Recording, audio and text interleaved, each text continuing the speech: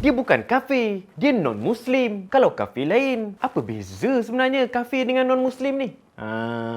Sebab itu kita kena jelas. Apakah maksud kafir? Kafir ni datang dari perkataan kafara. Maksudnya apa? Tutup. Pernah dengar tak? Lepas saja habis kelas, lepas saja habis program, kita akhiri program kita, majlis kita dengan bacaan tasbih kafarah dan suratul Asr. Apa maksud tasbih kafarah? Tasbih ni kita pujian, kita berzikir. Kafarah itu adalah tutup.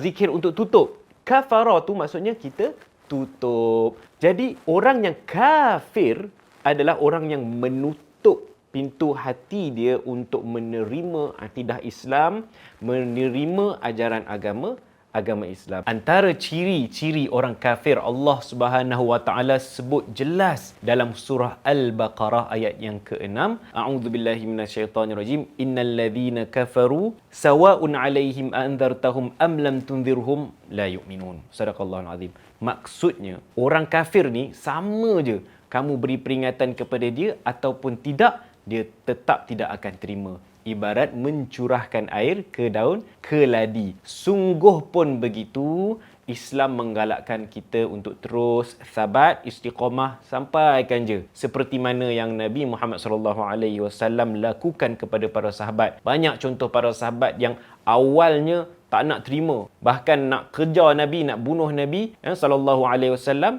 tapi akhirnya jatuh cinta. Dialah yang mempertahankan dan memajukan agama Islam seperti Sayyidina Umar, Ikrimah dan ramai lagi. Jadi secara hukumnya memang betul.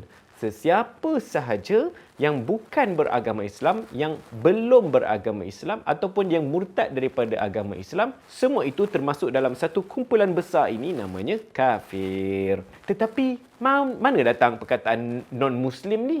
Nabi sebut nama non-Muslim ke? Memang tidak. Ini adalah satu ijtihad ulama kontemporari pada masa kini sebab dalam konteks negara majmuk seperti Malaysia yang kita ada bermacam-macam jenis kaum. Di Malaysia, bila kita sebut kafir, urufnya adalah orang yang melawan Islam, yang benci dengan Islam. Jadi, sedangkan seperti kawan-kawan kita dari bangsa Cina, dari bangsa India, mereka tidaklah benci dengan Islam. Mereka cuma belum bersedia. Jadi sebab itu, secara muamalahnya, kita panggillah mereka non-Muslim.